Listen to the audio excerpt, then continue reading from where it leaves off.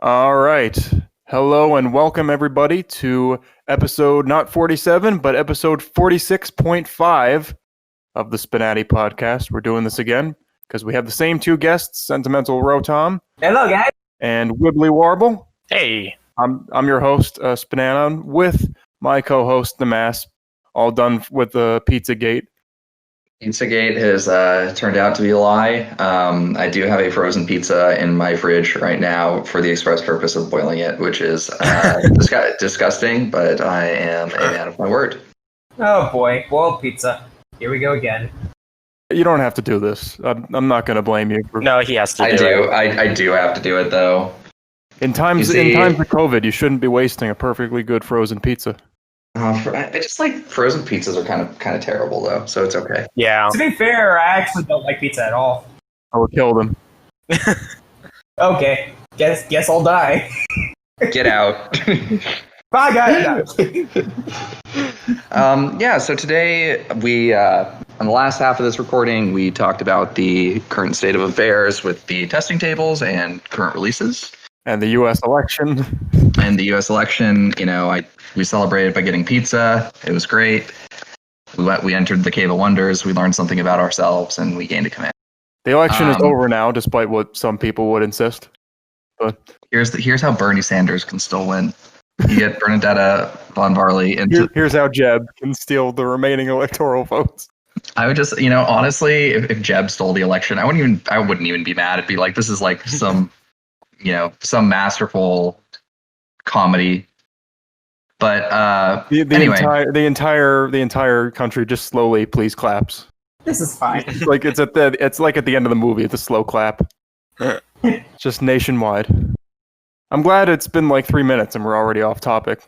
Anyway, so where we're going with this tonight is it's the middle of November. We're going to talk about Halloween, and because we can't get our shit together. It's been a rough few months. So today we're going to be talking about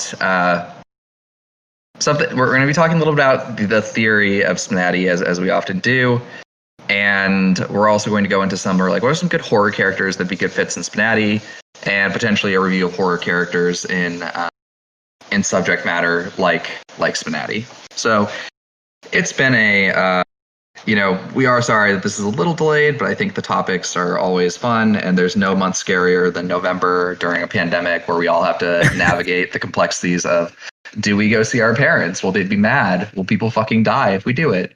So, all thoughts that I'm sure everyone's thinking of. Yeah, instead of ghosts, now we have like real adult fears. Yeah, and we still have 1 month left of this crazy year. Economic security. What is economic security? Make your Halloween costumes revolving around these things. Take notes. People questioning political institutions, pandemics, adult fears. It's like the first tenet of communism. Give me that for free. Okay, Mr. ANCAP. Yeah. Well. Wow. Anyway, so let's. Now that we've made all of our political, I'm glad that I'll just be fucking stigmatized as some kind of tanky now. It's fine. Don't worry. It's the world requires a lot of people, including people with bad ideas, so the good ones can thrive. So let's talk about. Listen, Chernobyl was bad. All right, commies are bad. Anyway, Chernobyl. How could Chernobyl be bad? Before we get into the headier topics here, because we weren't before. Let's go ahead and briefly mention there is actually a semi new character that managed to hit testing. Before, oh man, yeah. Before in the brief stint between episodes 46 and 46.5 here, and that 22 hours ago. Yeah, that's definitely how long it took between episodes. Is Nagisa from Clanad, which apparently means family. I wouldn't know. Oh, I didn't know that either. And I love that show. Okay. I think it's like in Gaelic or something. So I'm searching up Nagisa on Tenor, but it's just some kid from some other show, some fan. I'll go on Gel Peru. I'll be the hero we need. Yeah, there we go. There she is. She's a cinnamon roll. She has a pillow called a dango or something. It's like a pastry. At first, I was going to say she was from Danganronpa because of that. Oh, Absolutely adorable. Imagine Nagisa in a killing game. yeah. Not like this. No. Or player. Anyway, her whole thing is that she's just the sweetest thing alive. Absolutely. Or player Q. Dear But why God. would she be? Why would she be in such a corrupt? I wouldn't say corrupt, but a very lewd game of SPNatI. To bring some wholesomeness to the table. All right, Mr. ANCAP, just pick the most like lowly fucking looking one possible. Solitaire, just unnecessarily censor this. Make him look like a pervert. But dear God, the art update. Does anyone have like a? I still need to update. Does anyone have a picture of her new model? I can pull it for you guys. 1 second. Thanks. That'd be great. And yeah, put it up next to the old one. It's definitely a huge improvement. It looks is pretty much spot insane. on. This is by Horse Killer. God, Horse Killer is just like Horse Killer is such a fucking sorcerer. Like, look at this shit. It's so good. And I would totally ask him or one of the other Kisake wizards to just remake my models, but I'm just too proud. I want to do it myself. I'm not. Yeah. I'm really not. The only ones I'm going to do that for is like Marinette. Everything else, I'm just like, yeah, whatever. Just someone else fix this for me. It's fine.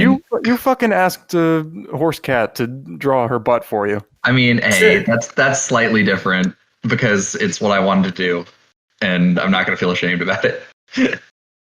Here we go. Haven't you learned anything? You just got to outsource. I'm just going to outsource my writing too. I'm going to outsource. yeah. I'm just going to project manage the entire time. Yeah, You're just the administrative services manager. It's just like I'm going to be the best version of myself that some people hate, and just be like that ultimate middle manager. Her My new- paragraphs of text. So there you go. You can post that image. I don't know why it's censoring like the little peak of pubic hair she would have. her new hair probably has more pieces than the entire old model did. It's crazy how much detail it has. The old model looks like completely default hair besides those two like ahoges at the top. I mean, so Nagisa's like I think one of the original characters in the game since 2016. She's Arndris's baby, and I don't think she's that old. oh yeah. Of course, she's a baby. Well, I'm like gonna look, I'm gonna look this up. she's from 2016. I'm gonna look up a fact Don't fact check me live on our pornography stream. before. I'm not just gonna argue about this. I'm gonna look up a fact, and we're gonna have to agree on what reality is. No. So Reality is an illusion. How's that for this Twitter argument? no. So basically, Nagisa's been in the game for a while, and I think Nagisa was. Oh, you're almost right. She was character 42. She was released on January 6th, 2017. Ooh. That's Sounds- actually sooner than I thought. So she's only slightly older than Revy. huh. Mhm. So anyway, Nagisa has been in the game for a long time. She's been kind of in limbo while Arndris has been busy with real life, but it's nice to see that a lot of these characters from back in the day are getting modernized and get some TLC. I think there's nothing sadder than having a character that like lives to die in the game. That they just Oh yeah. So it's really great to see this, especially because like Nagisa was one of the original heavyweights. She really was. This is the time before the character editor, so there was not really a great way to add a ton of lines really quickly. And Arndris is a very much more curated writer in some ways. Like he's very detail oriented, whereas I am not. So she has a ton of lines that are all really specific, and these were all added at a time where you had to do it essentially manually by hand. There was no editor that built into the XML. There's no formatting you could use to protect yourself. You had to use a bunch of scripts to get anything done. It was she's I wouldn't say she's super a rock star in the modern game, but I do think she has like a lot of legacy to her. That's it's really nice to see her get a fresh coat of paint. And I think if Arndris takes the Nagisa update as seriously as he took the Moon update, I think, or probably more, given that this character is really important to him, I can see her being a real contender moving forward once she gets a little bit more modern. If he's going to put his effort in anywhere, I'd hope it be on Nagisa and not Moon. I generally really like the like the work he puts out. It's just the volume isn't there. He tends to work pretty slowly. He's like the Cormac McCarthy of, you know, The what? of writing. Yeah, so Who? I have no idea who that is. Cormac McCarthy. I don't know He did- people's names well anyway. So Okay, he did. No, anyway, whatever. No, I want to learn. I don't want to McCarthy- just retreat to my little corner of the world, nmasp. I want to learn.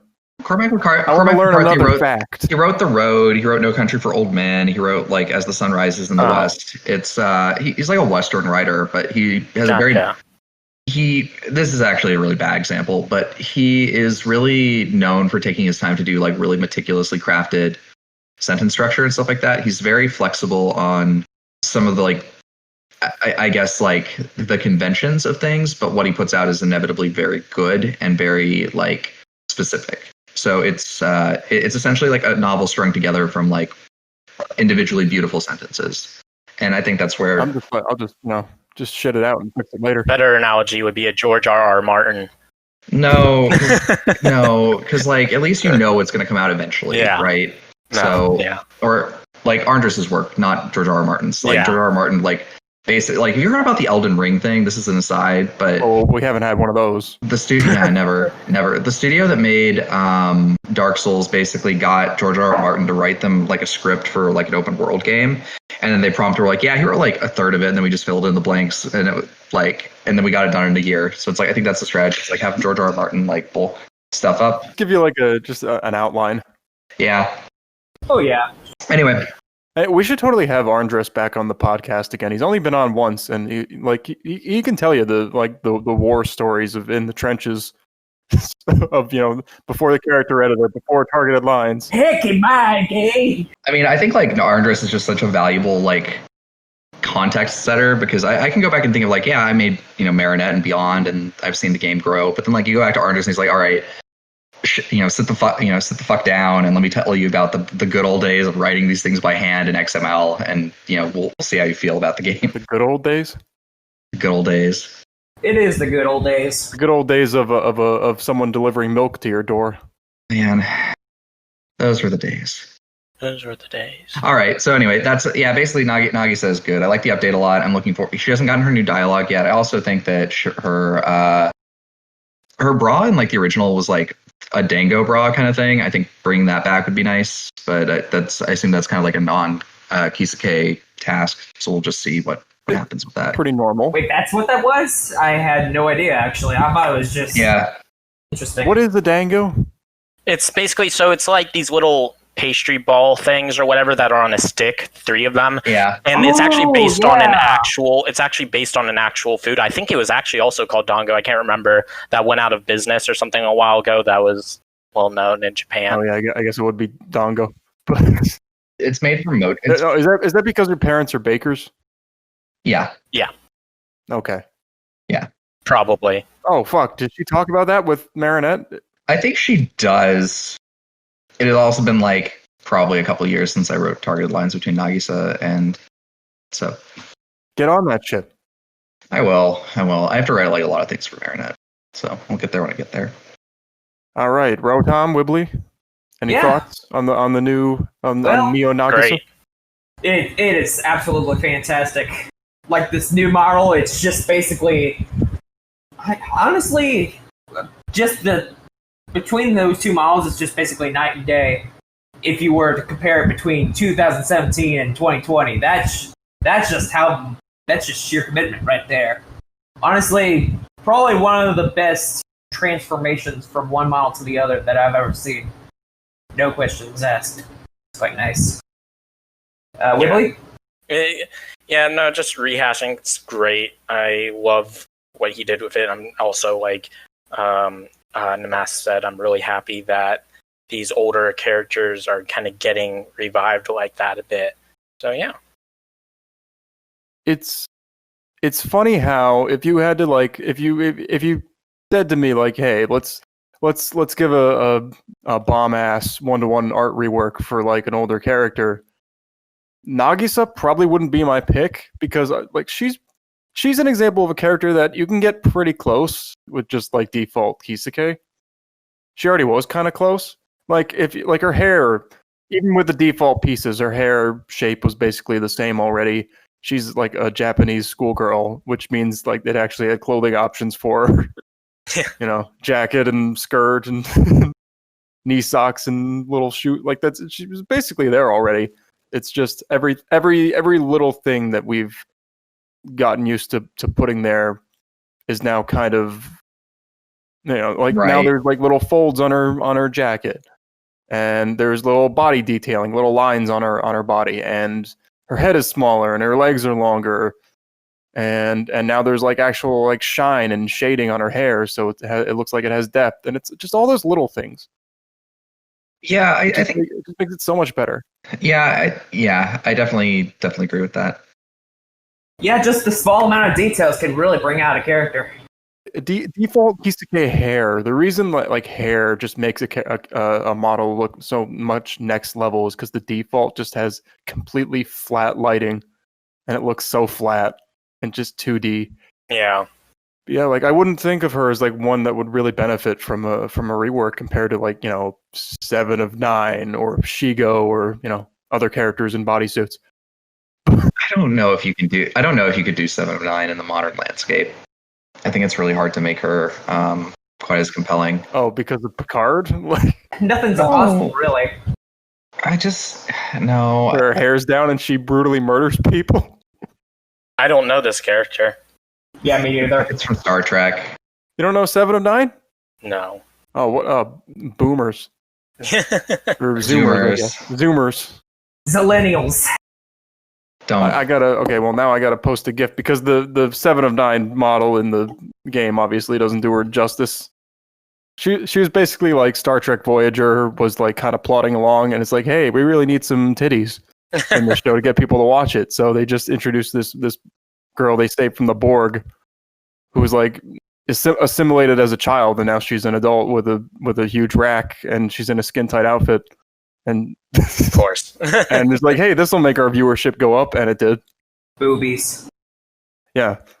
One of Maya's two clear inspirations, as you can see by that little thingy on her eye, that is Borg implants. Mm.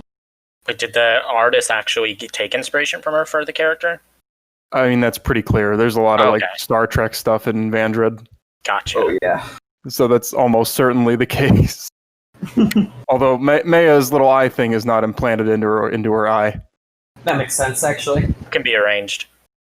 Okay, so any other thoughts on that? I was definitely saying something. Were you? I couldn't hear you. Yeah. You're talking. I was definitely saying something, but I guess the thought can end there. I couldn't hear like the last like minute or so of that, so I wasn't sure what you were saying. Did anyone hear that? I heard it. Oh, I hear you. There we go. Yep, that makes sense. Well, let me just post that. That sums up everything I was talking about. I think I get it. I think I get where we're coming from with that. I mean, they both came out just like a little before Vandred, so the inspiration is clear. Yeah. Anyway, this has been a 7 of 9 discussion in the Nagisa talk, which is like pretty much the furthest removed in terms of setting that you can have. Anyway, Nagisa's update's good. I'm looking forward to seeing her target more characters. And Oh, for sure. absolutely, I want to see a dialogue update to kind of match this. God, like there's so much fertile ground just to ever talk to like the Doki characters and just be like, look, you know what you're here for. Just play it. You know what I mean? Sayori and Nagisa. Oh, the power cinnamon bun duo. I'd sort of be down for that. if Hex is listening, I think there's a 7 of 9 clip he would really like, where she basically tries food for the first time in forever, and she just basically makes love to a cake. Yes. Wait, what? What? What? Go! You know what degeneracy? Definitely don't link it in the channel below. Well, she was in the Borg for like decades, so she's basically like she's like showing the replicators that make food to like some guy. So she knows what a cake is, but she hasn't had it in like decades. So she's like, yeah, it's just a cake. And she's like, oh my fucking god, I forgot how good cake was. Cake is the best. The cake is a lie. The cake. So Hex is a feeder. I'm sure he'd really enjoy that. Is Hex actually a feeder? Is this the thing we've He established? says no, but we all know. We all know the truth. Yeah. Okay. He's a closet. With his closet cakes. That's a good deviant art artist name. It's Closet Cakes. Closet yummy cakes. Solitaire. That's going to be the name of this episode. Closet Cakes. Closet cakes. I mean, that works. Don't you guys have your emergency chocolate cake in the closet? No. No. So, sorry, Spinanon. Do you want to finish your thoughts before I just usurp the throne as I do? I think nmasp's opening theme song music should just be R. Kelly's "Trapped in the Closet." I think the best version of that is the American Dad spoof of it. It's called "Trapped in the Locker." It's very. I've never seen that. Yeah, I haven't seen that either. I'm gonna link it in chat. It's very fun. Watch it after. It's very long, but it's very. How long is it? It's 7 minutes. Okay. See, I actually watched all of Trapped in the Closet when I was younger. The entire thing. Wait, why? I don't know. I was kind of curious. I was disappointed though. I thought I was hoping there'd be 7 parts of him just trapped in the closet the entire time. And he was just looking for things to do. I was looking for things to do on the internet, so I watched R. Kelly for 30 hours. Not really where I expected that conversation to go, but it's I don't know.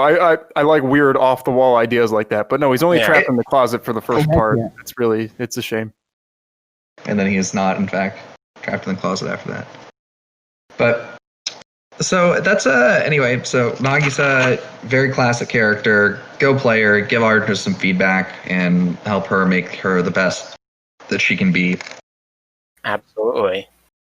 And on that note, let's talk about spooky, scary skeletons and Halloween themes. Ooh. All right, lead us in. All right, so I think the first question, I posed a few questions here with kind of the expectation that these are going to spiral uncontrollably into other topics, but something I come back to is what are the high notes of the various aspects of SPNatI? So SPNatI is only functional as a game because it's not purely about the boners, as it were. It's more.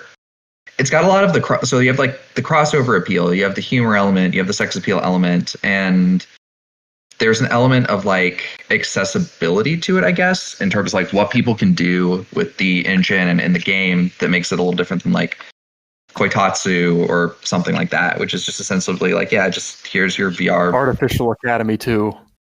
I actually don't know what that one is. That's something from Eiko. I think it's just another game where you can kind of put together a custom character. Yeah, no, I've played that one. Oh yeah. Okay. And then set various personality traits like horny, virgin, Andre. Yeah, you have all these different kinks, I guess, that kind of appeal to more and more people. Speaking of, I got a thought on yanderes, but I'll get there. So I think for me it's I would kind of classify the game as you have characters that are all of them are designed to be various levels of humorous and sexy, and or maybe not even humorous but provoking an emotional reaction. Saki Yoshida is not there because you want to play a schoolgirl. She's there because you need to get yourself checked for things and for emotional stability. So I think the topic I kind of want to open to the room are what are some of those high notes to you? Not only what are the concepts, but also which of the characters are really good at those things? And the reason why this question comes first is because it segues into what's good about SPNatI for horror stuff. It's SPNatI can't be all things to all people, but I do think it's pretty genre inclusive. And sort of establishing what are some of the high notes in the game as itself are good, and how can you make horror characters that appeal to those spikes. Does that make sense? Yeah. So Wibbly, I think you or Rotom can go first on this, or SPNanon, just because this is a very esoteric topic, but I expect we'll spend quite a bit of time on it. Yeah, it's very interesting. See, I guess the aspect that really makes me enjoy SPNatI the most, it's just for me, it's just the interactions, the playful and hilarious interactions of whatever character each one has. No matter just how serious they are, I guess. Thing is, I don't go into SPNatI for the porn, per se, but mostly just to observe and enjoy how every character would react in like a mega crossover like scenario. I guess a couple of good niches. Like I guess from what I've seen, the other Saki, the Zombieland Saki, by the way, does a pretty good job with like some of the humor aspects of it. Like just kind of as an example, there's quite a few others that do this pretty well, and there's not a lot I can name on the top of my head, but it's just that every single aspect of SPNatI, whether that's the humor, the sex appeal, the other stuff, there just seems to be a character that kind of represents each and every one of those. So yeah, what would you say? I guess like where would you kind of put some characters on like on the grid, right? Which ones do you think are going to be, you know, who are the big sexy ones, who are the big humorous ones, and what are some of the other things we haven't like touched? Like, so what are some of your versions? That would be an interesting like political compass. Well, let's humor see. versus sex appeal, serious versus playful. Yeah, it's kind of like a huge plus chart. I guess for the more sexual appeals, Jessie for sure is one of them, because not only like, oh, you were saying something? No, I'd say I'd agree with that. That makes a lot of sense. We've done like character alignment charts, but it was always like lewd. Does this character say fuck? You know, kind, oh yes, snarky, and wholesome. Yeah. So a little bit different. So Jessie is purely sexual, because I don't see like I'm not sure if I've really seen any funny interactions with her other than like the Tharja breast shrinkage scene, I guess. But really, other than watching her in pain and suffering is just hilarious. But yeah, I've written a couple of humorous interactions with Jessie, such as, you know, hey, why did your husband leave you? Oh god. Oh god. Why does your daughter hate you? Wait, what was this? Wait, was this like who's asking Jessie this? Well, yeah, who's that? May and Jura each kind of make like insensitive assumptions that she's married. Oh no. Yeah, that's hilarious though. When you have to like mix your genes together with a machine using a doctor on Majere, like you can't really get pregnant by accident. So they have no concept of that. So there's not a whole lot of like single parents. Yeah. You know? That makes sense. But as I was saying, so she just has to like really awkwardly explain. It's like, yeah, I just like fucked a guy when I was 16 and got pregnant and he left me. Yeah, that is kind of a foreign concept to them, I suppose. Though, anyways, as I was saying, Jessie is more or less towards the porn aspect of it, and quite frankly, like, especially the questions that she kind of gives out to the other players, which kind of engages them in some sort of conversation. I really like those. Yeah. By the way, I think that's like a really good block of prompts. Yeah. Probably one of my personal favorite questions that she said was, like, what's your favorite sexual position? Ascent to Desire was what Brock said in particular, which is, yeah. Wait, what? You don't know what rocking out with your rocket out? Yeah, Ascent to Desire. That's a sexual position where... Should I really explain this? Brock fucks, I guess. Damn. I've never heard of this. According to Revy, he's on the down low. Yeah, he does. But I feel like Revy and Brock would really get along in real life, because Brock's just like, yeah, I'm just out to like have fun and like do my like exploding things, and Revy's like, so you kill people, right? And Brock's just like, oh no, she fucking hates him. Oh yeah. Oh really? She fucking calls him a terrorist. He's got a fucking RPG. Like, you know what her experience is with people who carry around RPGs? You better not be bitching over my guns if Muhammad Ali over there has his fucking rocket launcher. Yeah, she's fucking pissed that like no one's bitching about his rocket launcher and everyone's blubbering about her guns.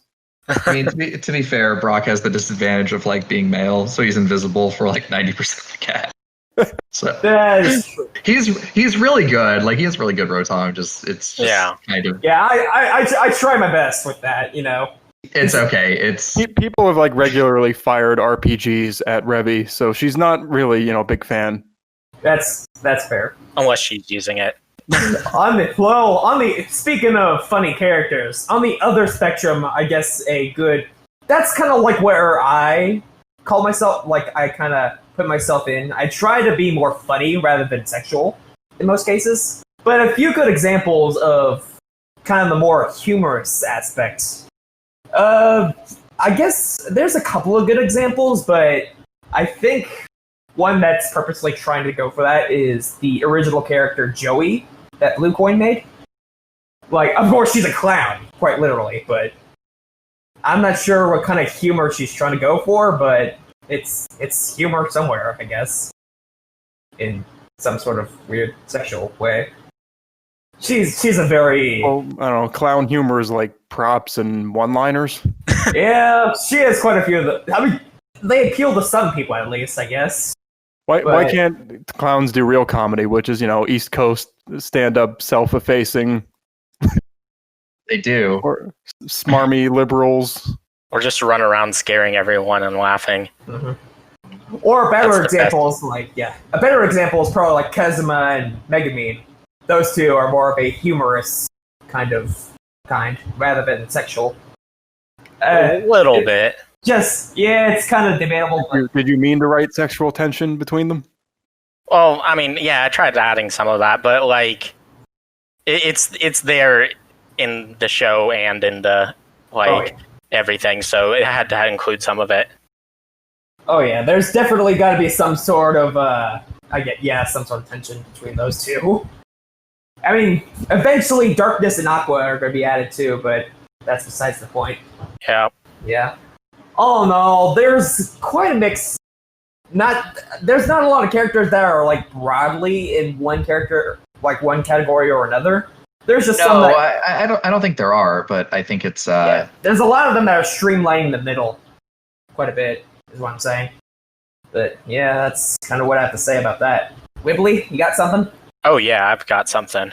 I've actually been thinking about this for a while, and so one thing I was going to say, when you look at aspects such as like humor, sex appeal, things like that, like those are all characteristics that are obviously beneficial and add to it and whatnot. But I think the core, I really liked the serious versus playful, and I would actually recategorize that in my head as active versus passive, because in my mind there's two types of characters in SPNatI, and both are essential, and you need both of them.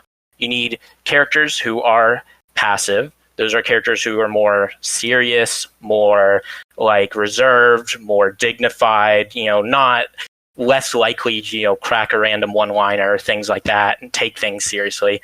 And then you need active characters who are, more like explosive, funny, or even they don't even have to be extroverted and energetic. Active can also be someone who's like bizarre or like talkative, brings up conversation points a lot and whatnot.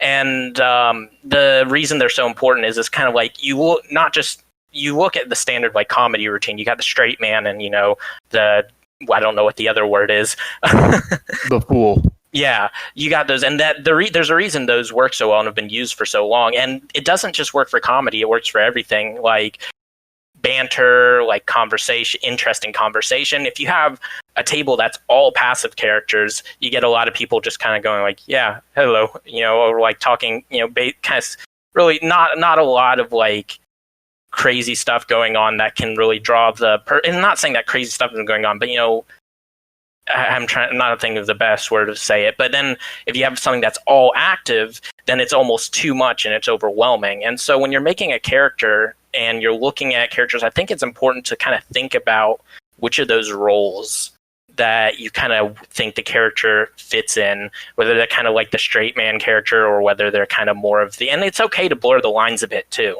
like as well. But yeah. So I think that's definitely the high note is seeing these characters interact with each other and play off of each other. And a huge part of that is seeing the dynamics versus these kind of like characters who spark these interesting events and situations off of each other through that kind of system. I really like that take, actually. I don't know if I fully agree with it. I think there's still maybe like a serious v playful versus passive v active, kind of different like axes. Yeah. But I do think that's like a really interesting way of looking at it. Seriously, like I think it would actually fit more characters in that kind of pool. Though, yeah, I'm curious, where would you put Rin exactly? Who? Rin. That's what I was saying. It's okay to blur the line a little bit. I'd say Rin is kind of, and she's kind of in the middle because she's that. Actually, almost I would categorize her as almost more active or whatnot to a degree, just because she purposely brings up like things that people respond to that are like very strong, like weird conversation pieces. I don't know. Yeah, I'd call her like a total goofball. Yeah. So it's like it's not necessarily about their energy level. It's in my mind, it's more about their like whether they're the ones trying to spark conversation or reacting to conversation. I guess is the better point. And I'm not just casual conversation like casual comments.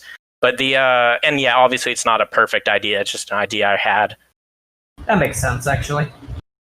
Yeah, because everyone's going to spark conversation and react, but regardless. But it's kind of like I feel like some do lean more one way or the other. I think that's a pretty fair assessment. I think it like in some ways it's kind of is this the character, is this the writer, right? But I think I think that it's I think this kind of segues back into like the whole conversation about like gimmicks and SPNatI. It's just like a character who does like something weird every single time they strip in an effort to make them interesting is not as easy to target. Yeah. So ends up hurting you. So I think like the passive versus active, it just gets to be too much. Yeah. So I think the passive versus active is less like, it's just like, how do you provoke, those conversations? Provoke is a very strong word, but I think we talked a little bit about that. But yeah, I mean, it's fine to try to provoke characters and get a reaction. Yeah. Provoke Revy and see what happens. Yes. Fuck around and find out. Heck yeah, fighting scenes. I think, I guess for me, it's kind of like every writer and every character is obviously a little different, but I think like my two big like spikes on how we define a character in SPNatI is like, is this character very funny and is this character like sexy and like interesting in that way?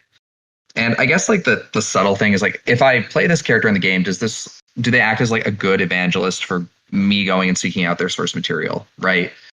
Yeah. And sometimes that's true and sometimes it's not. But I ultimately, I think like the humor aspect is really important. I think that for me is actually what carries it more than like the sex appeal stuff, just because I think that's really hard to do. And I think it's hard to do in a way that's like appealing to everyone without being very generic, which is kind of... Humor can be sexy too. Well, yeah. I think it can. I mean, I think the way, like, for instance, like Megumi is written as very funny. Like, she's very clearly like a comedy character first. Yeah.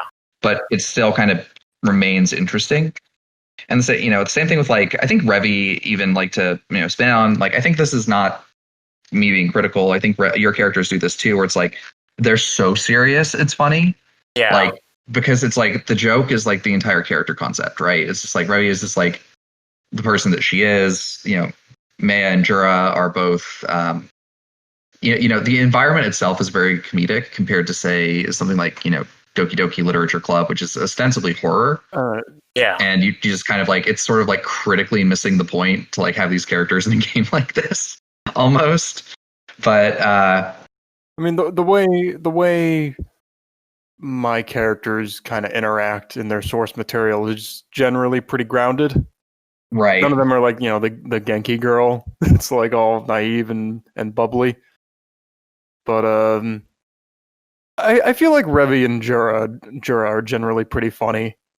Like they crack jokes a lot. They have like fanciful or kind of insensitive ways of saying things. Maya, it's very tough to make anything humorous happen. Just because of the way she is. She is like the perpetual... She's like the ultra straight man. She's like... in the rule in like improv comedy that you're not supposed to say no. Right. You're supposed to like roll with people's ideas. I think that helps make her a very core character, though, because being that ultra straight man, she can pair up with almost anyone and be like a bouncing board for things. Yeah, it's just... I feel like a lot of comedy comes from like misunderstandings. And so you'll have a character say something, that's clearly going to lead to a misunderstanding with Maya, and she's just like, no. She just very flatly explains why they're mistaken. It's like, listen here, idiot. She like Perona just wrote a line to her about like Or just said like, hey, that's weird. You have like a weird diving suit. Do you dive for treasure under the beach? And she's just like, no, this is a flight suit. I work in space. And then that's it. Like, well, you could still do something with that because Perona really has no concept of space travel. But it's just like, she doesn't keep the bit going. She's just like, no, you're completely wrong. Okay. Let me calmly explain, like you're a child. I've been targeting a lot. Like, I've been targeting Perona a lot, like the last week or so. It's just like, what a gift. Thank you, Metalitar. Like, seriously, she's a lot of fun. Perona's fantastic. I also I guess like this is like kind of, I'm gonna put Metalitar on the spot here. Let's call her Perona-chan. Perona-chan. But like, I think Perona-chan is really interesting because I feel like maybe this is just me, but like it's more fun to like target weirdos like Perona than it is to like target like Nami. Like, Nami is this very conventionally like, sexy character. She's funny because she's like a thief and kind of like money obsessed, and that's fun. But I think Perona being like as weird as she is makes her more interesting to target. And I don't know if you guys had any thoughts about how like scales into your predilections for targeting things. Like, I target Jessie a lot too with my characters, just because I think she plays everything really straight. I generally like characters that kind of play it a little more straight. Yeah, there's just nothing in the way. Mm-hmm. I guess that's true.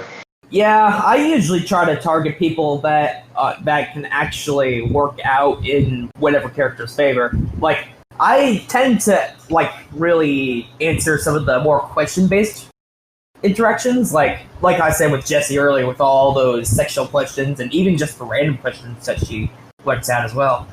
Like, I like targeting Perona, but the first thing you have to mention is this bitch is floating and has ghosts. What's the deal with that? So it's weird coming up with like 3 unique ways to say that. Why this bitch got ghosts? Why you got ghosts? I mean, generally the rule for me is like Maya is all business. Jura is maybe a little more superficial in her observations, maybe a little bit more in like appearance or fashion sense, and Revi is like dismissive and makes fun of her. So I think Revi says like, you look like a slutty game show host. Just the insults are the best.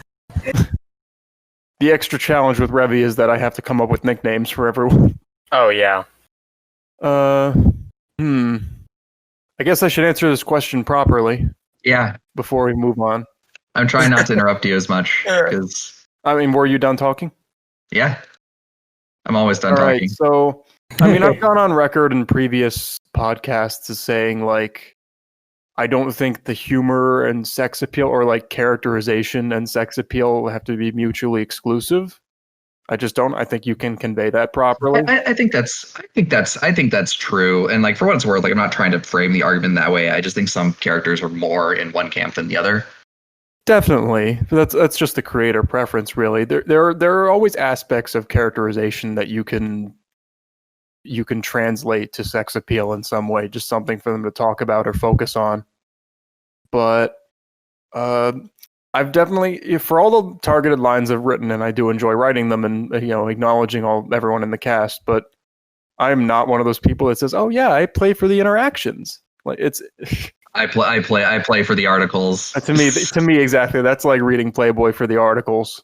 Is like, like I'll target Jim 100% because I understand he's got a niche, and you want to engage with creators and make sure that your targeting is robust.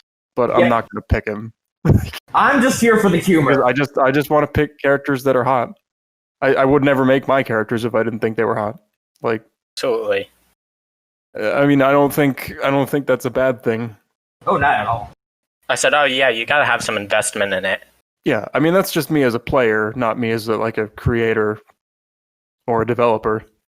They don't need to be mutually exclusive. Hell, you can make like sex appeal pretty funny in its own way if they're like stumbling over themselves or being awkward. Darkness will hopefully be a very good example of that when I'm finished.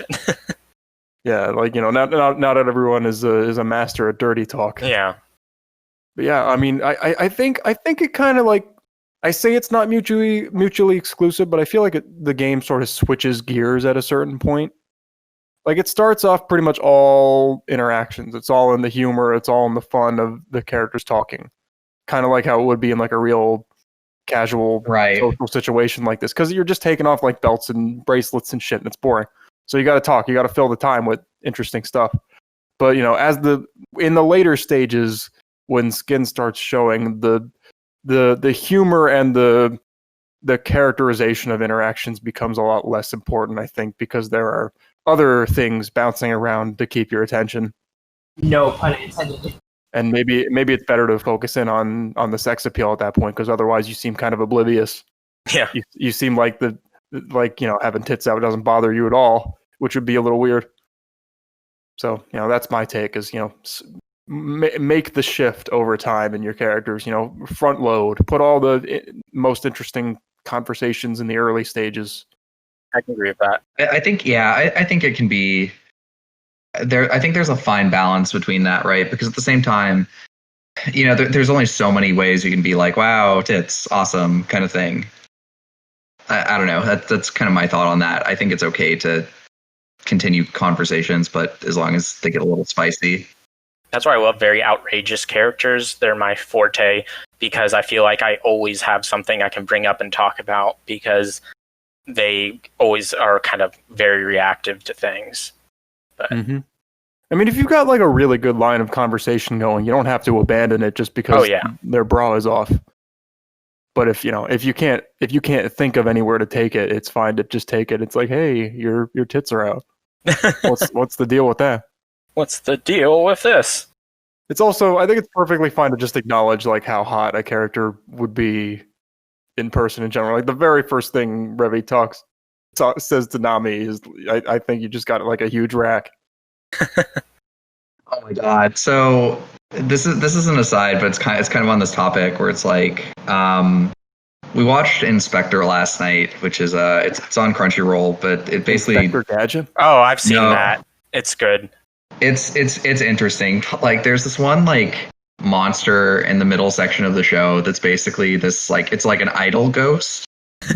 And like all everyone says is like, yeah, she has like a huge rack. Like every time this character is introduced, like, or just like they talk about it, it's just like, yeah, she died when she took a steel beam to the face, and she also had like a huge thing.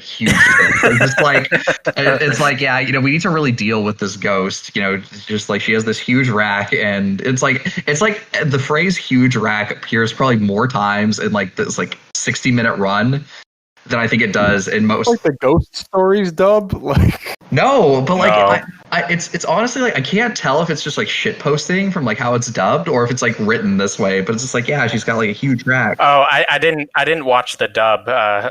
There's a possibility there was a. Yeah, I have no idea. The dub is pretty fun. The dub is pretty funny, but like Kotoko or whoever it is, like the main character is just like fucking crazy and it's great. What a good character. So anyway, but I think like to the point I'm trying to make here is like. I think characters with like, I don't know. I think there's only so many ways you can talk about certain things, but it's the character themselves that informs like how you talk about them. Which I think really, to me, it's like it's less of like a targeting perspective and more of like how do you write these characters. Like some people very much lean more into the funny, some people lean more into the sexy, but it's nice when you over deliver on both. Like I think Phonebox did a really good job with Komi-san that way. I think. I don't know. I think when will we have praised Komi-san enough? I don't think it's possible. Like, what a good character. Gosh, let me see who else is like. What an objectively good character. Mm-hmm. Oh, Komi-san, yeah. It's like if you don't. If you don't like Komi-san, then fuck you. Yeah, just anyway. Sorry, we get really spicy there, and we need not do that. I think like Galatea is like another interesting thing where she's like. I can love Galatea. Yeah, so she's not like particularly like super heavy on the sex appeal. She's not super like comedic, although Dorian is a really good writer. I think with her, it's like why is this character successful in ways that some others aren't? Because she's like she doesn't hit either of those notes classically, but she's very engaged and she's very interesting. And then you have like Yun. I'm just looking at like the newer characters for kind of comparison. Who's like Yun is like ostensibly very sexy, but she's also like incredibly annoying, and like her personality is mostly there for jokes. And then I don't know. It's like I feel like every character has to touch these in some ways, but maybe Galatea is the exception that proves the rule. Hmm. I don't know. Yeah, Galaxy is very interesting. I haven't played a lot. Then you like. I'm interested just in the idea of her being a statue that can magically accommodate to fucking.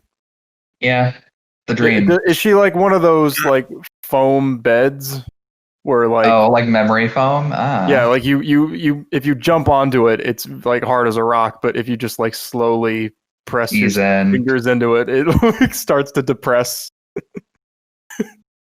I imagine that's what she feels like. These are the important questions. So you got to fuck her gently, because otherwise you'll just like smack up against Brock. I think then you have like Saki ZLS, right? Who is, very much high on both of those axes, where it's just like Solitaire is very much like, yes, Saki is, thirsty AF, but she is also like incredibly funny, like as a comedy piece. Well, you gotta fuck Saki gently, otherwise her hips will just fall apart. It'll just break apart. Yeah. And then there's like Tomoko, who's very much like the not sexy at all, but very, very funny. Yeah. I think like, I don't know. Well, she's not ashamed to talk about the sex appeal. I know, but she's gross. I actually really like Tomoko. She's like, it's like one of those characters that's so well written that I just like have a really hard time interacting with them because I'm like, oh god, no. Tomoko's really fun actually to talk with, especially like I seem to have a lot to do. I seem to target her quite a lot too, just because she's such a dork, such a little awkward little bean. I just enjoy it. All right, I think we've gotten like some good mileage on this topic, but I think so. Outside of like the whole like sexy versus like silly sort of thing, what are some other? I think Wibbly brought up the point of like active versus passive. What do you think there's like some kind of parameters we can put on characters in the game, and like what do you think those would be to lend themselves well to like a horror character? As we kind of transition into the next question. Well, I guess with the horror aspect, it's good. It would actually kind of be a little tricky with horror-related stuff in a porn game, per se. But it would definitely be a new niche to cover, I guess. Heck, I don't think there's really anyone that's done horror yet, other than maybe Monica, like in her glitchy stages, but of course that can be toggled off. We've had some attempts with some characters. I'm not sure if they made it through testing or not. Yeah, I actually know of a few, like the killer from Yandere Simulator. Like, she tried to go, like, she was pretty mean from what I've seen through her testing phase. Tries to do more horror stuff, but I guess actually probably one of the best examples of horror in particular is Azami with her whole spiral conspiracy. Oh yeah, that's really interesting because I don't consider Asami to be like a like full release character in some ways. She was an April Fool's character, if I'm correct. Yeah. Azami. I thought you were talking about like Korra's girlfriend. Oh no. No. The one from Uzumaki.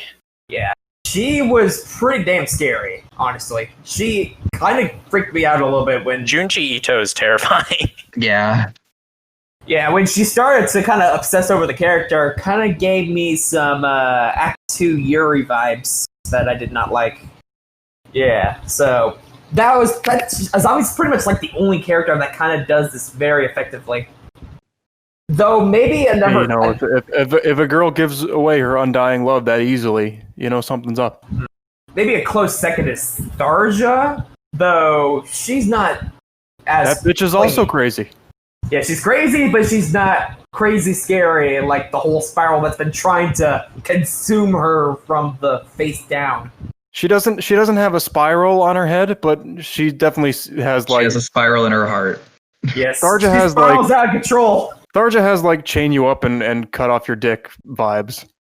Yep. So no one else can have it. Like yeah. So I would say a horror aspect would be very interesting to add to SPNatI. Kind of just to appeal to more people. That'd be really nice, especially for like the Halloween season. Would definitely be something. Yeah, that's kind of what I have to say about that.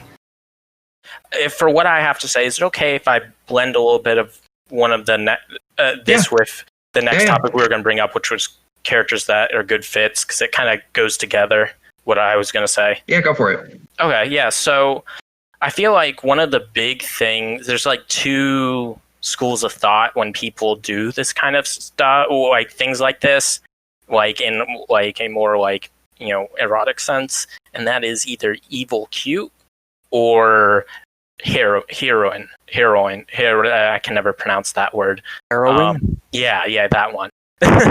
But so it's that's the fact that it's like, it's really hard to have a villain from like a legitimate horror series that is not like evil cute and you still manage to kind of pull off, because a lot of, if it's like a pure like horror series, they're generally like really messed up and usually like their whole point is for them to be unsettling and not really generally appealing unless it's like something like that. I mean, like Himiko Toga kind of is like emblematic of that, right? Where it's like, this is a character that is like, it's cute, like she's cute, but she's not from a horror series. That's what makes her more tolerable, sort of thing. Yeah.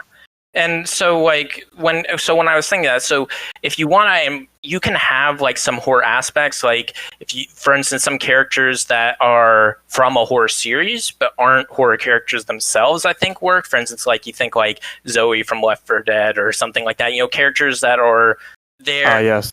One of our first characters. Oh, really? I didn't know that. You don't remember? Yeah, one of the original 4.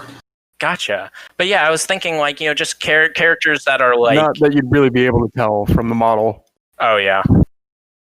Meg. But, yeah, like characters like this that are like, you know, they're not the bad guy necessarily in the series, so you can have them in a horror context without them like being incredibly off-putting, or you have to kind of go with kind of evil cute, where it's kind of like, my first example, of course, is going to be something like from BB, who I love, where she's kind of like got this mustache trolling villain kind of vibe, but is also kind of does some messed up stuff at the same time. So it's kind of like a little bit of cutesy mixed in with it.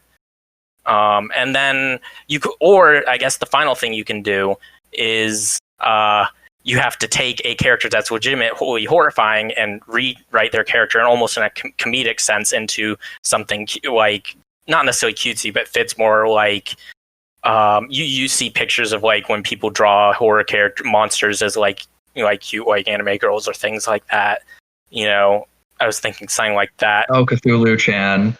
Yeah, you think something like you could see like, you know, like the Grudge woman, but like when her hair parts, it's like actually normal face. She's like, oh, sorry, I didn't mean to. You know, like I'm not saying it has to be like cutesy though, but like you know what I mean. Oh, somebody I forgot to mention was who was in testing for a little bit was Jason Voorhees, but like a female version of him. I think Jason's still on testing. Yeah. Oh yeah, that definitely kind of falls under the horror kind of like. Rotom, what are these intense bursts of air going through your room? That's probably my fan running. But yeah, that's definitely, I think, falls under the kind of taking a horror character and kind of rewriting them a bit to be kind of like in a way to have some more appeal that wasn't there originally, because you know the original character doesn't even talk, you know. So Yep, it was definitely the fan. oh, was anyone ever able to hear me? Yeah. Oh, okay, sorry. Everything got silent for a second. Is the chick from The Grudge and The Ring, are they different characters? Yeah. There's actually a Freddy versus Jason like version of that, which is like The Grudge versus The Ring in Japan. Really? Yeah. I'll have to So check They're that both out. like pale girls with like black hair over their face. yeah, I mean that's like Japanese women a lot of the time in general. So you know, it's not. Oh my like, god, racist. It's not really like, if you find that scary, I'm sorry. But I mean, they're like 5'1". You know, just push them over. I mean, that's like dick punching height. just like you see like the creepy girl. Like I think there's like this clip on YouTube of this it's like this small child like hiding in an elevator scaring people. Like the lights start to flicker and there's like this ring type girl. This like one dude just like kicks the shit out of them. Oh yeah, I've seen that. But I think, like, to your point, I kind of like this idea that ultimately it's really hard to have like a pure horror character in the game just because it's not the right genre for it. I think, Monica plays with this a little bit. I think Azami definitely does. I think Amy does like a little bit, but I think it's like the medium is such that it's hard to creep. Like, you have to like unsettle someone through like a conversation or something like that, which is like if you had like a Lovecraftian protagonist or like something like that, I think that would be kind of how you do that. But it's like if you look at like Ayano or Daria, like they kind of do that, but it's very much more explicit rather than like this dawning sense of like something is wrong here. Like it's just like from the get-go, you're like, yep, that's what this character's about. Which is not really scary. You need like Akira. You need like serial killer vibes. Yeah. Where you maybe you meet some guy at a party or something. It's like, yeah, he was fine, but I wouldn't want to be alone with him.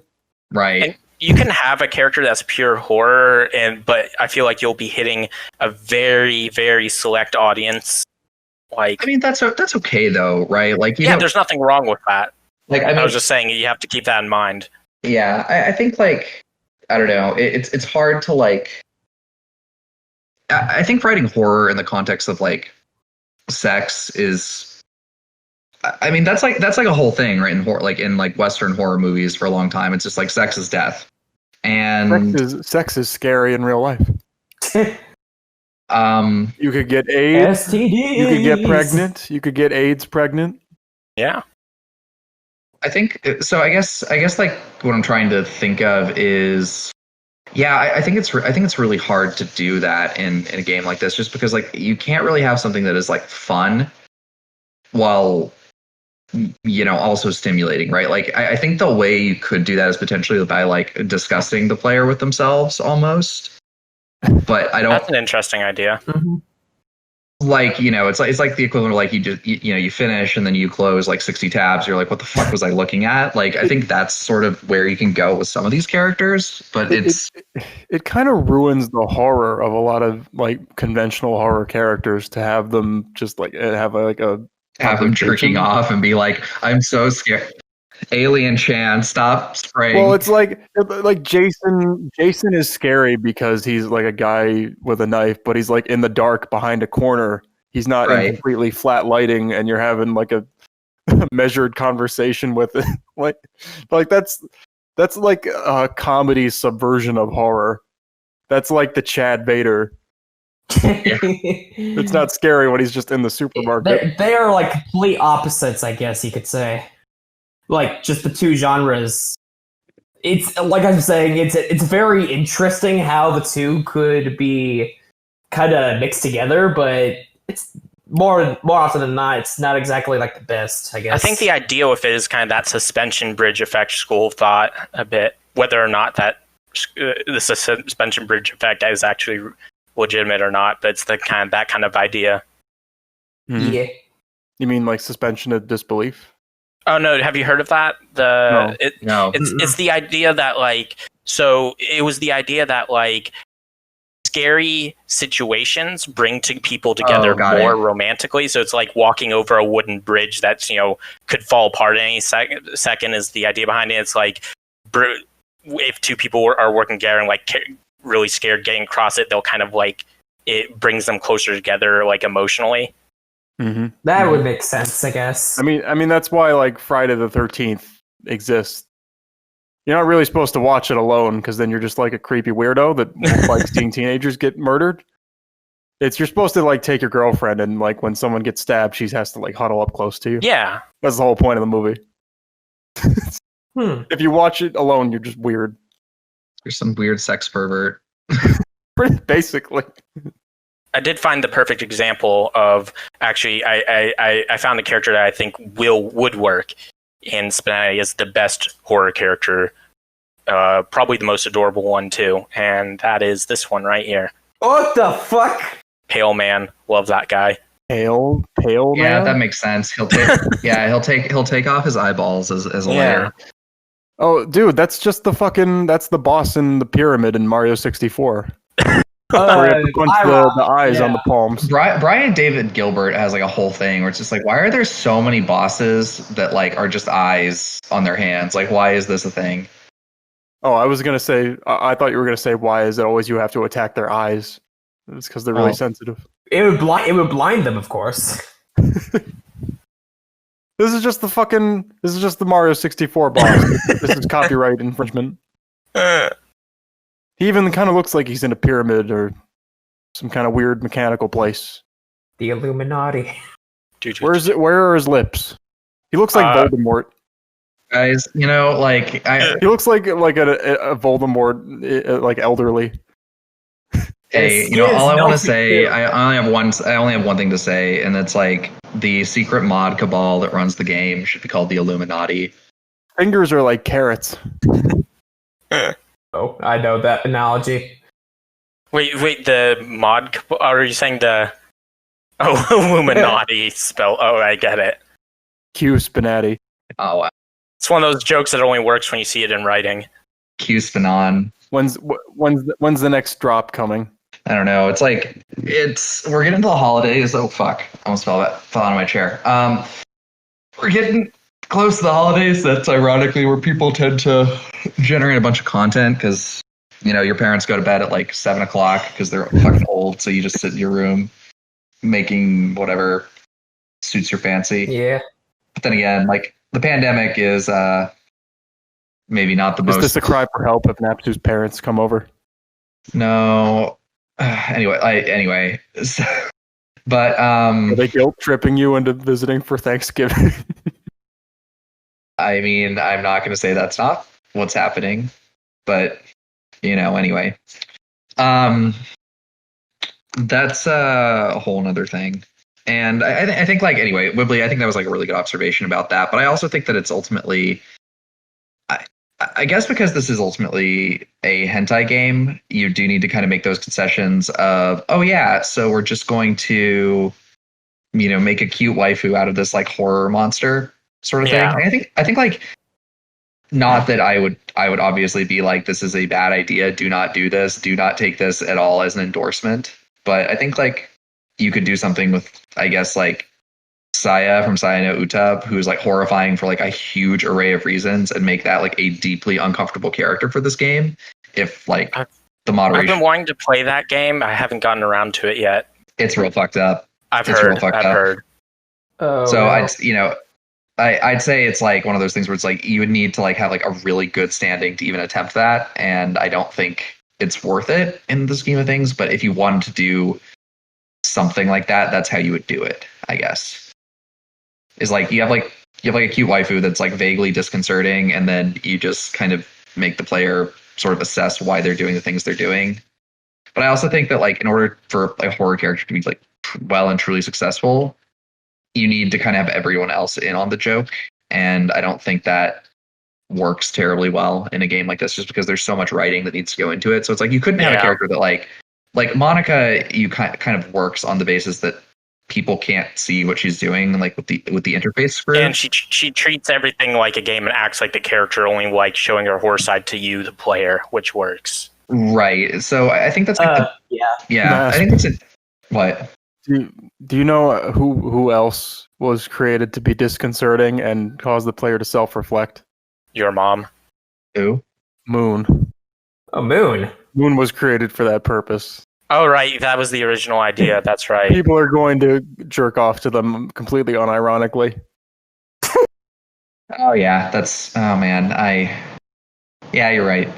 I also don't think Moon is like a horror character. This is the Eric Cartman effect. Satire just doesn't work. Yeah. All you're going to get is a bunch of fifth graders yelling about how they hate the Jews because Cartman's funny.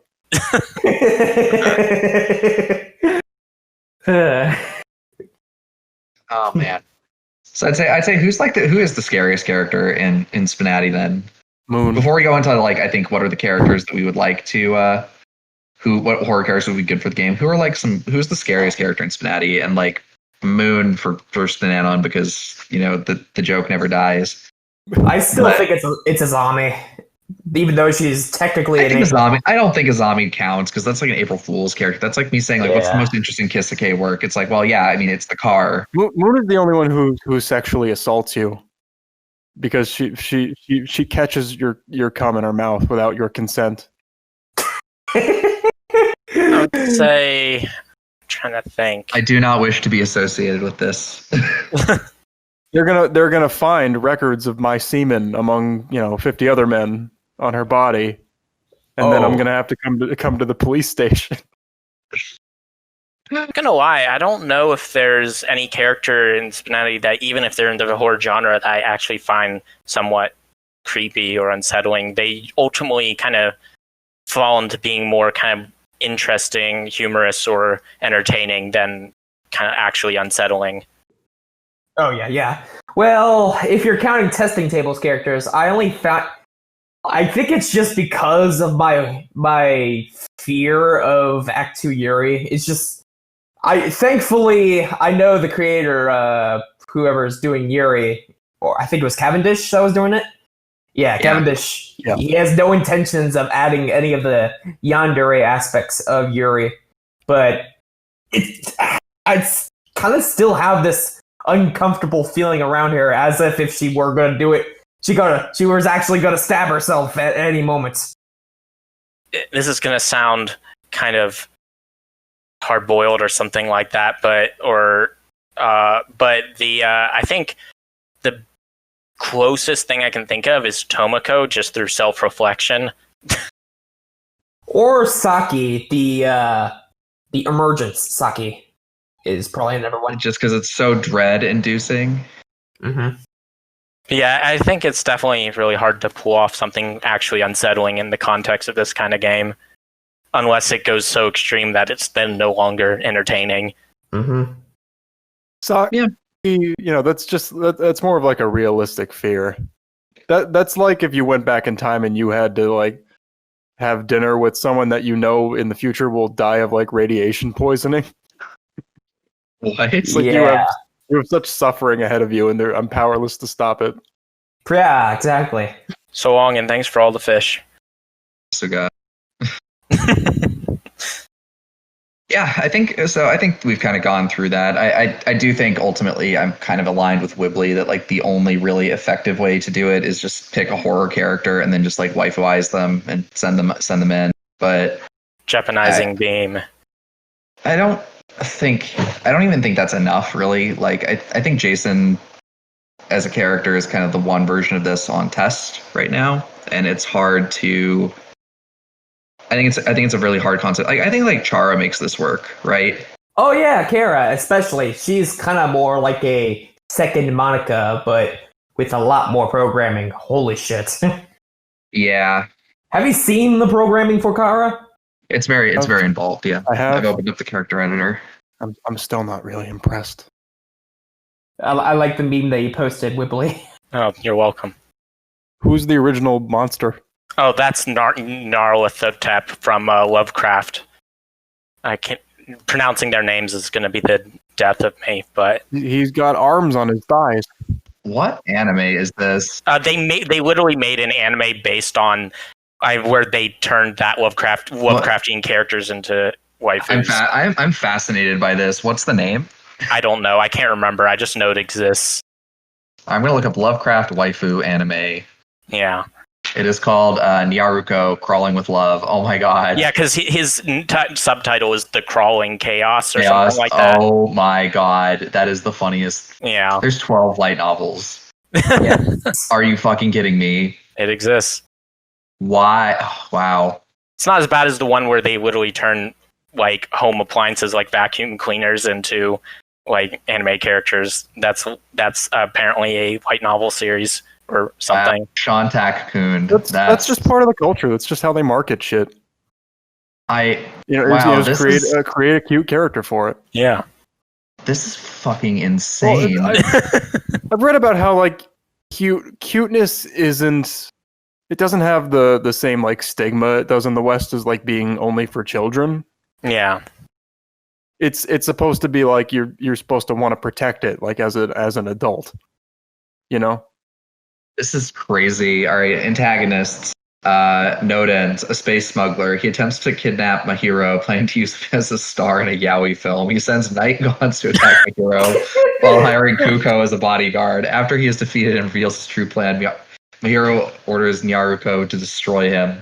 Note that the names Nodens include any alien from Nodens, while the space smuggler is one of them. Yeah, I have no idea. This is such a weird thing. Oh my god. Sorry, this is like I'm like my mind is just broken at this. This is so fucking like out there. Also, I'm just gonna share this. Like, this is just the only thing I'm gonna bother sharing about this because it's very funny. But anyway, sorry, I've gotten like completely derailed. But here we go. she is a Shoggoth, not your waifu. Thanks. Well, we all know what you named your cat, Lovecraft. So just shut the fuck up. Yeah.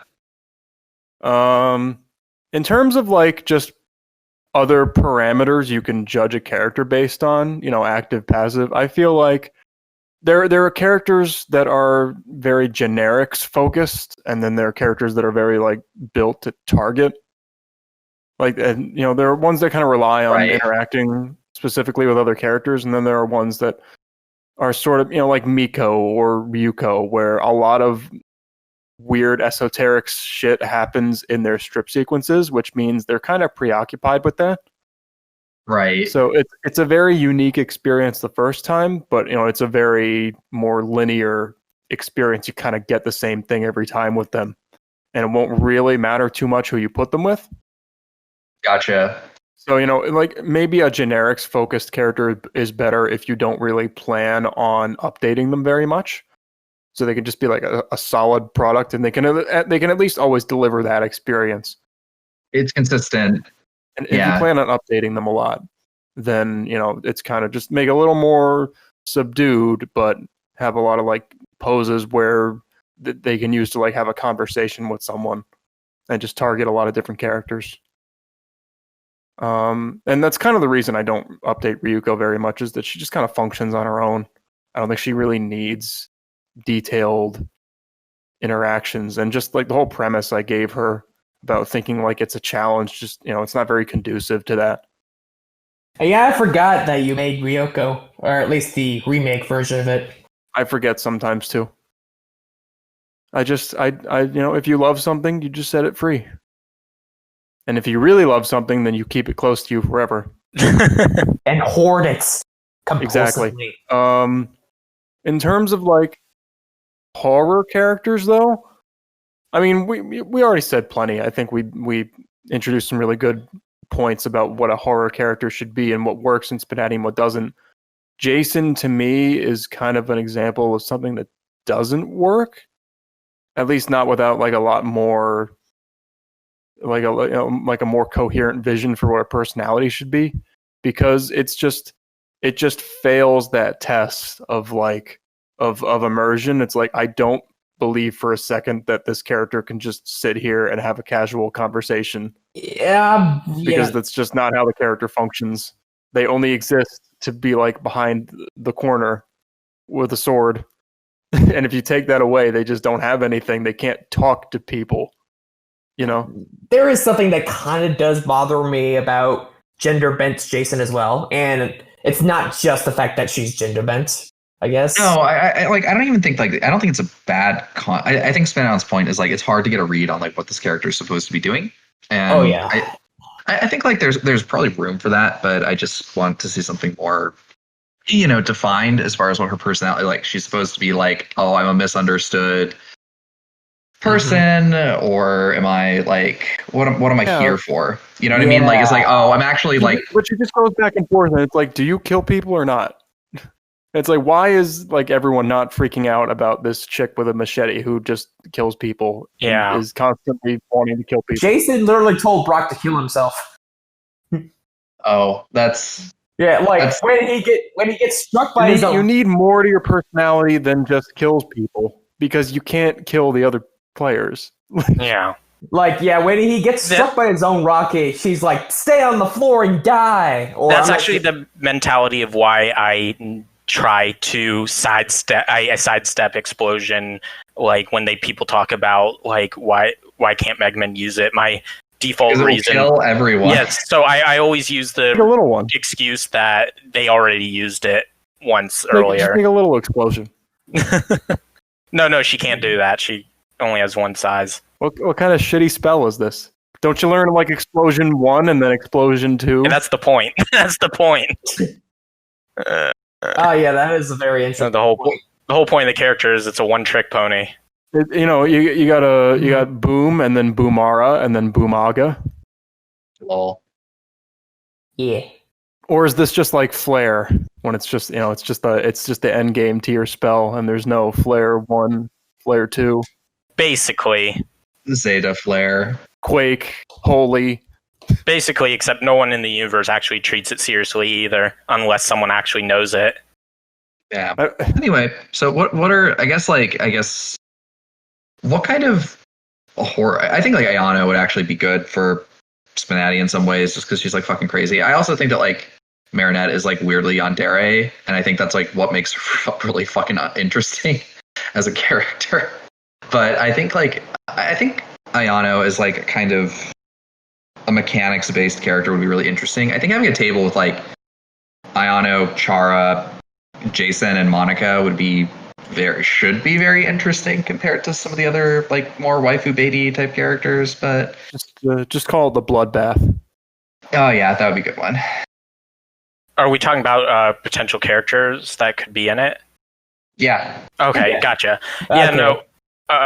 Oh, sorry, you go ahead. Yeah. Well, yeah, I do have a couple of characters in mind for that. So, being the whole Brawl Stars nerd I am, there's actually 3 particular characters that are kind of in the horror aspect kind of things. Okay. So, hang on, let me find a picture of them, I guess. Sorry. So, the characters in question, there is a zombie girl, kind of like Saki, but she's a bit more, kind of more the blonde stereotype. Like, oh my gosh, look at her butt, it is so big. You know, those kinds of stereotypes. Her name's Ems. There's also, here we go. There's also the big, beefy Frankenstein-like thing, also named Frank. And then there's Mortis, the mortician, I guess. So Mortis. all 3 of them have this spooky aesthetic that would probably be very interesting in a porn game, I guess. How many brawlers are in Brawl Stars? Currently, there's 40. Wow. So there's some of them are Those are rookie numbers. You got to pump those numbers up. yeah. How many champions does League of Legends have? I think they're over 200 now. Mm-hmm. Yeah. So like I said, Ems, Frank, and Mortis would probably be, I guess, just another Brawl Stars kind of representation. But I do also, not from Brawl Stars, there's this character right here. Alice Angel from Betty and the Ink Machine would probably be another good one. She looks like a Betty Boop character. I guess that is kind of the representation there. You could do something with that. I think there's mileage there probably. Yeah, like I haven't played a lot of horror games, I guess, in general. Like, as you can notice, I guess all the ones that I mentioned are kind of cartoonish. I guess when it comes to horror games, I'm pretty much a pussy. I think like I don't play horror games for the waifuism, to be honest. So I'm, I don't think many people do. I don't really play horror games too much. I love horror. I played Half-Life 2. That's got horror elements. I'm obsessed with horror. I love horror movies, horror games. I love scaring myself, even though I'm easily scared. Yeah, I'm easily scared, and It has dark areas where you have a flashlight with limited battery, and there's zombies and radioactive waste.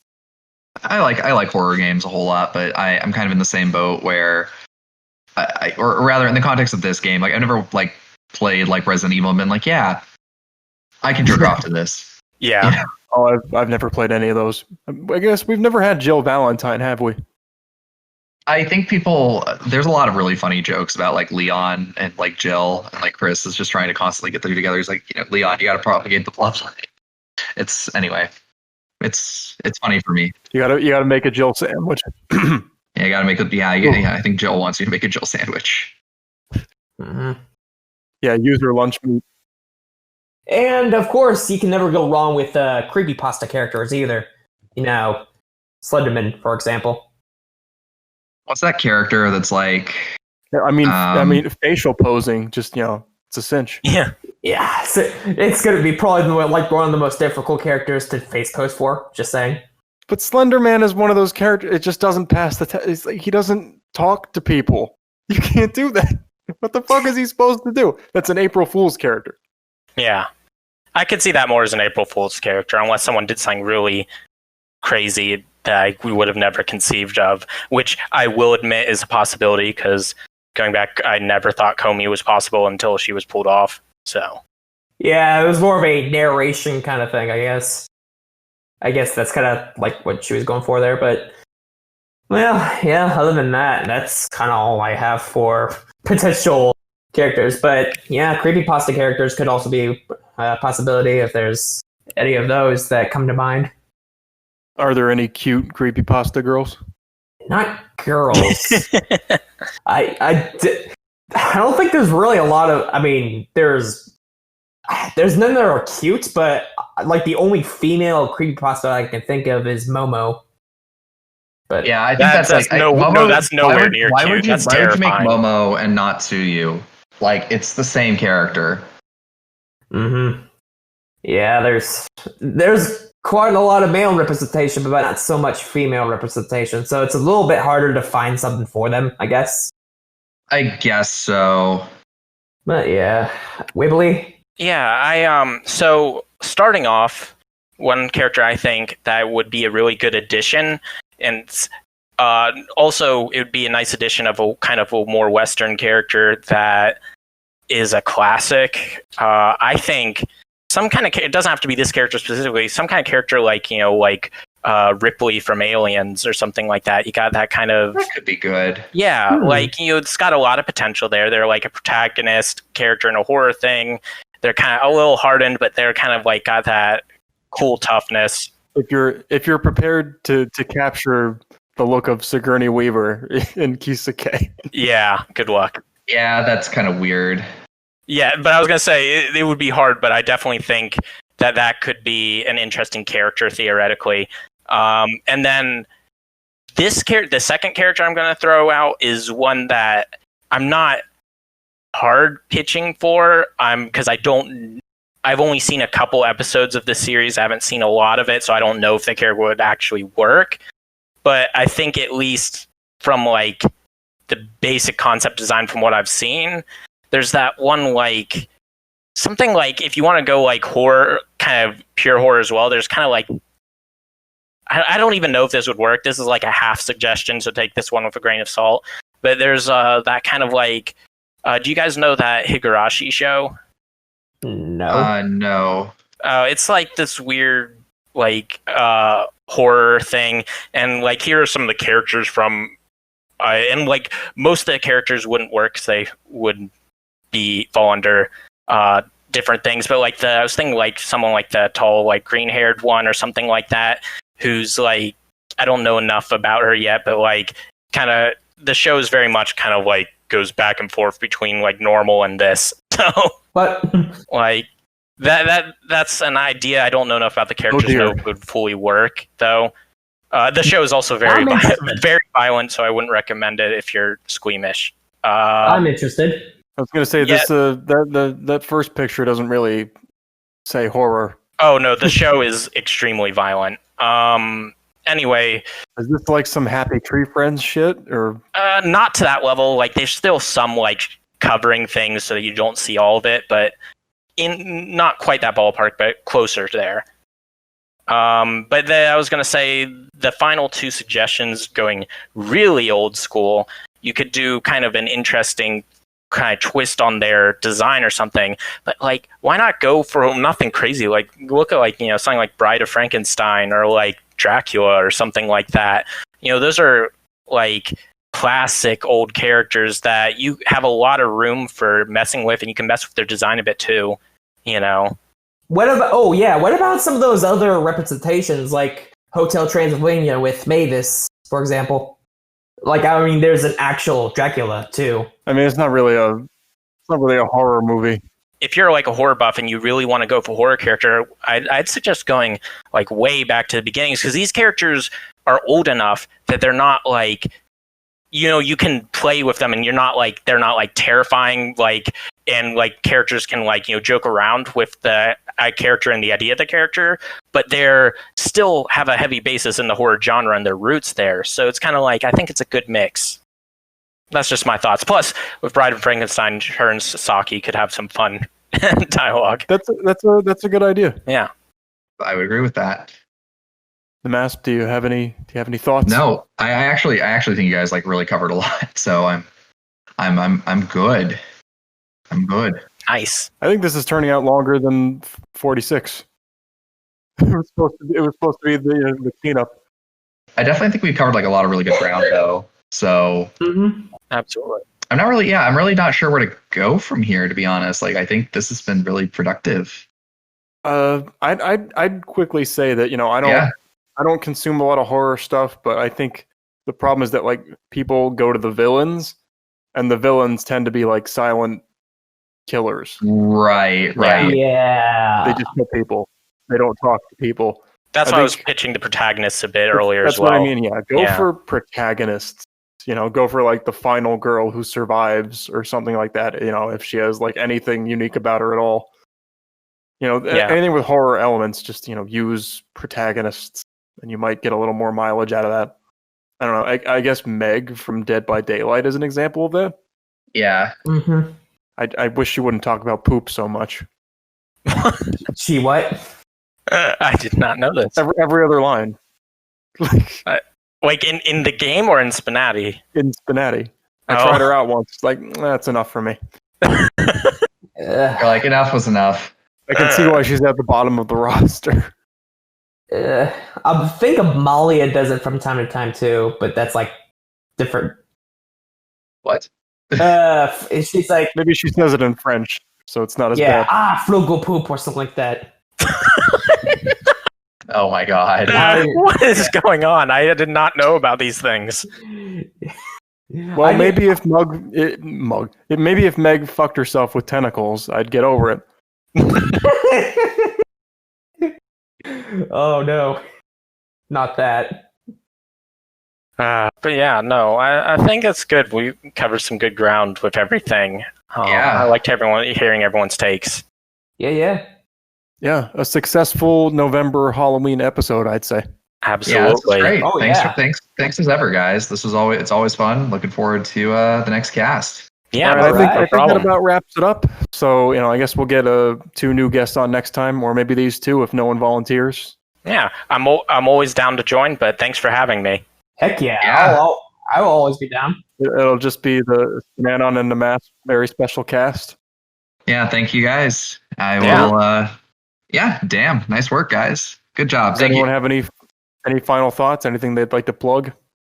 Any projects coming out? Any fun updates? Anything that we're excited for? Let's just hope Brock gets the main soon. That's all I have to say. And darkness is coming, I promise. Are you fully sponsored? Huh? Oh, sorry. What'd you say, nmasp? Are you sponsored? Oh yeah, I am sponsored, but I still have to make sure all the reviews and stuff are put in, and then do the QA. Got it. Yeah. Okay. So I've been trying to sponsor a lot more stuff lately, as ever. I got my requests. Now I just have to do it. Gotcha. Okay. Well, thanks everyone. I will see you all. I'll see you all soon. All right, sounds good. Until next time. Have a great night. All right. Till next time. See ya. Bye bye. Yeah. Remember to stay spooked. Yee. Stay spooky. That's. And okay, he's leaving. I didn't finish recording the NmasP. What the fuck? nmasp. He had to go get more pizza. Yeah. He had to. He definitely had to. All right. See y'all later. Bye, Craig. All right, see ya.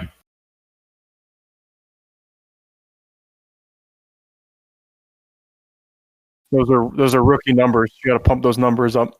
Yeah. How many champions does League of Legends have? I think they're over 200 now. Mm-hmm. But there's like a lot of controversy about the most recent one. People have the big upset about the new waifu.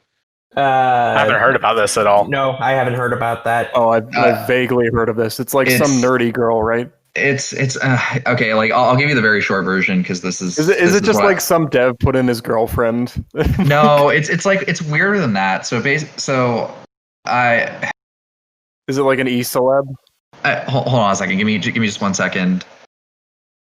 Okay, cool. I think that's like kind of the core archetype, but given that like, so League of Legends is like science fantasy, and that there is some technology that's like pretty like high spec, but this character is basically just a pop star, and she's very inconsistent with her characterization. And there's also some like external controversies where people are like, oh, it was, and it's like maybe not. And then could you repeat that? You cut out. Yeah, you cut out. Yeah, you cut out. Sorry. Basically, like the character is a pop star. The problem is there's already a character with the same set of mechanics in the game, and it's people were very confused. It's like, why did you just release this character again when there's already something that is extremely similar? It's basically just waifu bait to sell skins, which is, okay, it's League of Legends. What more do you want? But it's there's some external controversy, and that a lot of people are claiming that like, oh, this character is like based off of me.